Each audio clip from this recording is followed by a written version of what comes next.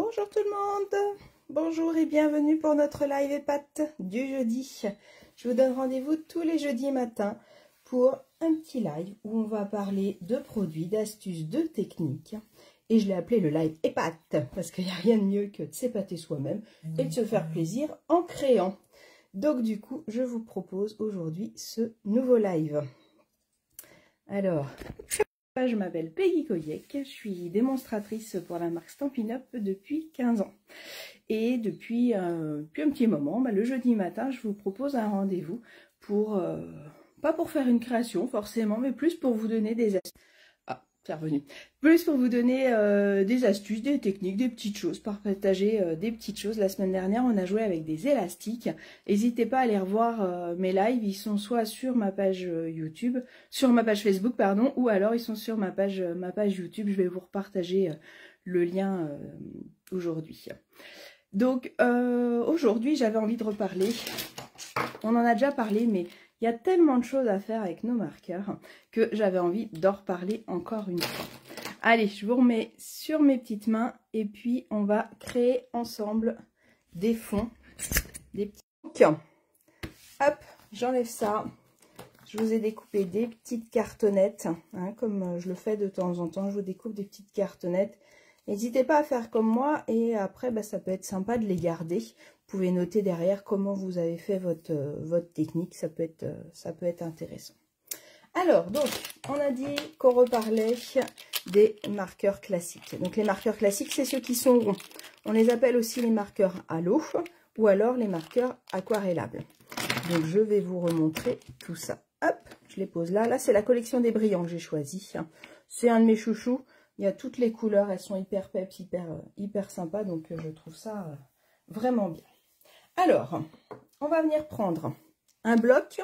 Je vous avais déjà montré, on prend un bloc, on colorie partout. Hop, je vais m'asseoir. Mais on peut aussi faire autrement. C'est-à-dire qu'on peut venir faire des ronds. Vous allez voir le résultat, il est assez sympa. Alors, quand on fait des ronds comme ça, on prend toujours la couleur la plus claire en premier, au cas où ma pointe, elle aille sur le foncé. Là, si le vert, il va un peu sur le jaune, c'est pas très grave. Tandis que si je fais l'inverse, ça peut être plus embêtant. Vous allez voir, on va faire un petit...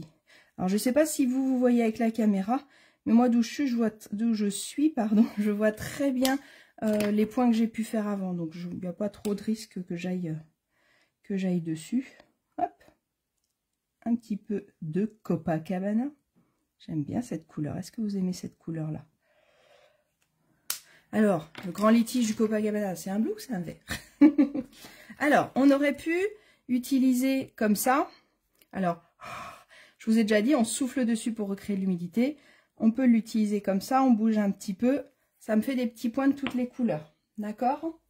Mais sinon, hop, alors je le renettoie forcément pour éviter de refaire les couleurs. Donc ça, déjà, ça nous donne un fond qui est assez sympa. Et sinon, alors je recommence, je fais des petits ronds. C'est pas des petits trous, c'est des petits ronds. Des petits ronds tout partout. Ça fait fête, je trouve, les petits ronds. Dès qu'on fait des petits ronds comme ça, un peu de toutes les couleurs, je trouve que tout de suite, ça fait festif. Alors aujourd'hui, c'est la fête parce que c'est les 18 ans de ma fille aujourd'hui. Mon petit bébé, il a 18 ans. Alors, si vous voulez rire, elle est partie au ski, ma fille. Et j'avais confié à un de ses copains un petit cadeau magnifique pour ses 18 ans. Je lui ai offert une banderole, là, comme les princesses. Donc, je pense qu'elle va aller skier aujourd'hui avec sa banderole de princesse. Ça va être rigolo. Donc, là, j'ai fait comme tout à l'heure. J'ai fait mes petits points. Donc, soit je l'utilise tel quel, ça me donne cet effet-là. Soit j'utilise un petit... alors, moi, j'appelle ça un petit pchit-pchit. Alors, ça s'appelle un vaporisateur ou un spritzer. Donc, chez Stampin' Up, on les vend. Ils sont par lot 2. Donc, c'est bien pratique à avoir. L'avantage, c'est qu'ils sont assez grands. Donc, une fois qu'ils sont remplis d'eau, on est tranquille. On peut rester à notre bureau pour créer. Moi, j'aime bien utiliser mon tapis pour nettoyer, pour mettre en dessous. Comme ça, je protège mon support. Et là, du coup, je vais venir vaporiser hop, un peu d'eau sur mon bloc. Et là, vous l'avez deviné, l'avantage, c'est que ça va humidifier toute la surface. Donc ça va aussi faire un peu mélanger les couleurs. Donc là, je me mets dessus. Pareil, moi j'aime bien faire un tout petit peu, bouger un tout petit peu mon tampon pour bien mettre l'encre. Et voilà le résultat. Vous avez vu là tout de suite la couleur elle se met. Alors j'ai fait sur un petit, mais on peut faire sur un gros bloc. Sympa, hein? Qu'est-ce que vous en pensez? Dites-moi. Hop, je renettoie mon bloc. Et du coup, bah, je vais faire pareil. L'autre jour, je vous ai montré qu'on pouvait s'amuser à faire des couleurs comme ça pour faire un petit dégradé. Et on l'utilisait tel quel. Et ben là, je vais faire pareil, mais en le... mettre du orange, tiens, du tarte au potiron. On va faire pareil, plutôt que de l'utiliser tel quel. Et ben comme c'est de l'encre à eau, hop, un petit coup de vapeau. Ça me humidifie tout comme il faut. Et là, du coup, je peux venir. Et ce que je peux faire, c'est... hop. Voilà, regardez. Comme c'est sympa. Moi, j'adore. Personnellement, j'aime beaucoup l'idée. Donc là, je l'ai fait en petit, hein, pareil. Mais on peut le faire en beaucoup plus grand. Est-ce que ça vous plaît? Est-ce que, dites-moi en commentaire si vous connaissez cette façon-là de les utiliser ou si c'est nouveau pour vous. Donc, on a cette technique-là. Après, hop, on a une autre technique aussi.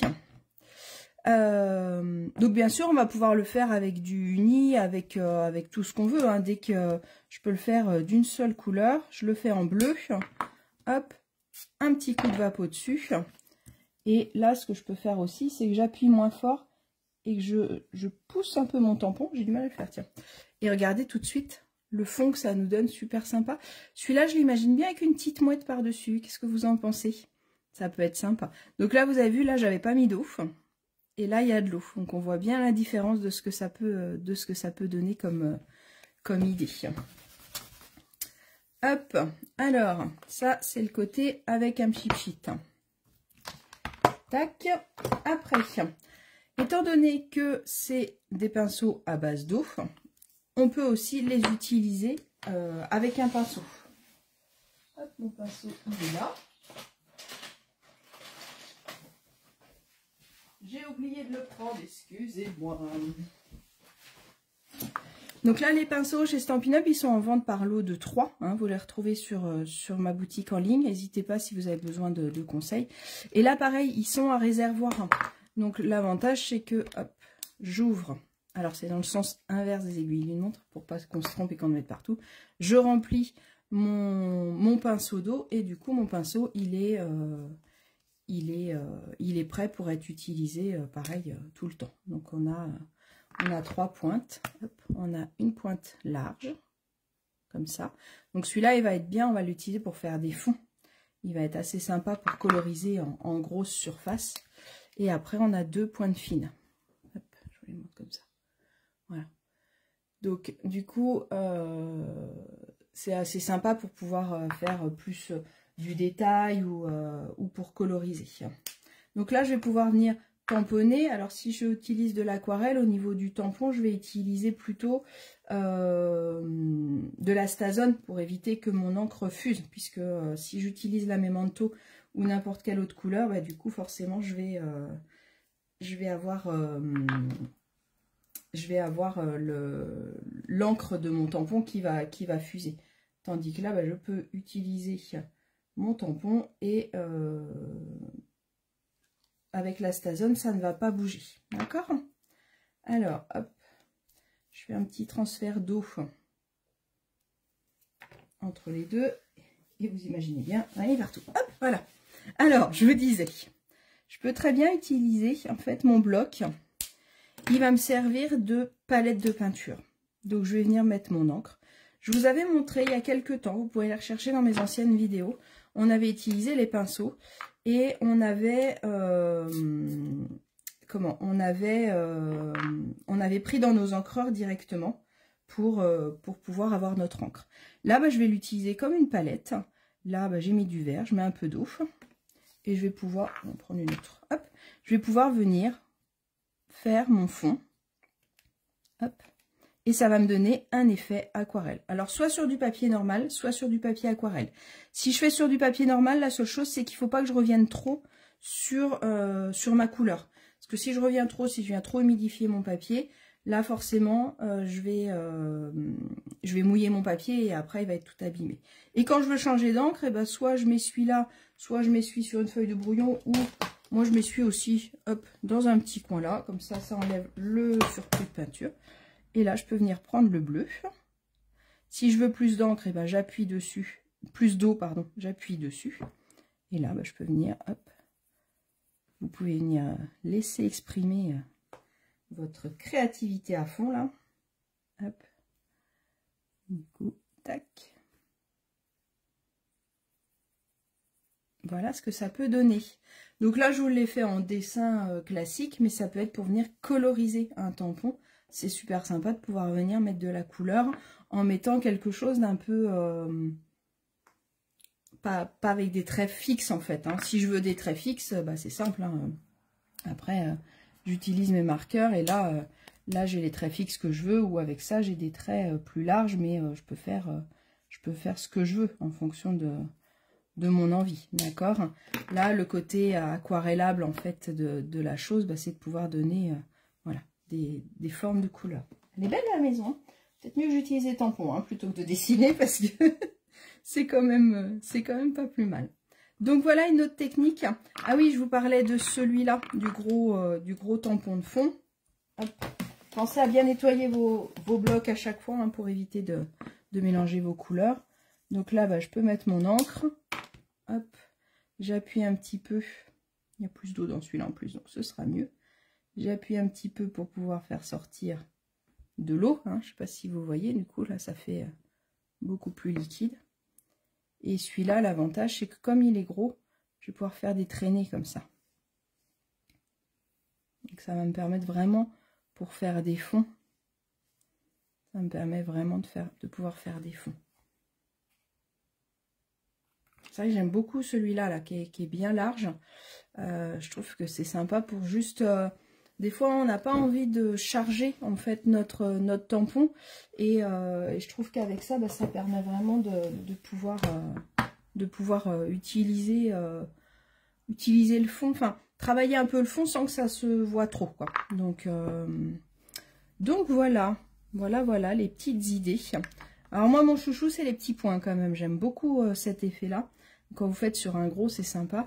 Et puis, ce côté-là, quand on veut mettre juste un personnage en valeur, je trouve que c'est vraiment ce qui est sympa. Alors, dites-moi dans les 4 ce que vous préférez. Si vous préférez la technique avec les pinceaux, si vous préférez les lignes, les petits points, ou si vous préférez le fond complet. Mettez-moi en commentaire ce que vous aimez. Et surtout, bah, montrez-moi vos essais. Donc là, je vous dis, hein, l'idéal, c'est de se dire, je prends une feuille et puis je fais quelques petits essais un peu en vrac, j'ai envie de dire, un peu tel quel pour voir ce que ça peut donner. Et si vous avez d'autres astuces avec ces marqueurs, parce que je sais qu'il y en a encore plein. On en partage en ce moment sur le groupe des démonstratrices.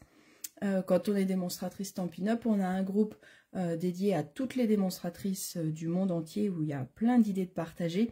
Et on a aussi un groupe en France. Et en ce moment, on partage plein d'idées sur les marqueurs justement pour pouvoir les utiliser au maximum. Donc c'est ça qui est assez sympa. Je vous mets la référence du pchitter et des pinceaux. Si vous avez besoin de quoi que ce soit pour vous équiper, n'hésitez pas à me contacter. Je peux vous conseiller, il n'y a pas de souci. Et sinon, bah, amusez-vous avec vos marqueurs. Petit rappel, il y a 2 lots d'offerts si vous rejoignez mon équipe au mois de février. Donc on a encore le temps, mais là ça commence à être un peu plus speed. Donc ils sont offerts, ils sont cadeaux avec un set de tampons plus tous les produits que vous pouvez avoir dans votre kit de démarrage. Donc c'est plutôt sympa comme promo. Allez, je vous laisse bricoler parce que je suis sûre que vous avez les mains qui démangent parce que vous avez envie d'essayer vous-même ces propres idées-là. Donc je vous laisse aller créer tout ça. Je vous fais des bisous et je vous donne rendez-vous jeudi de la semaine prochaine à 11 h. Bonne journée!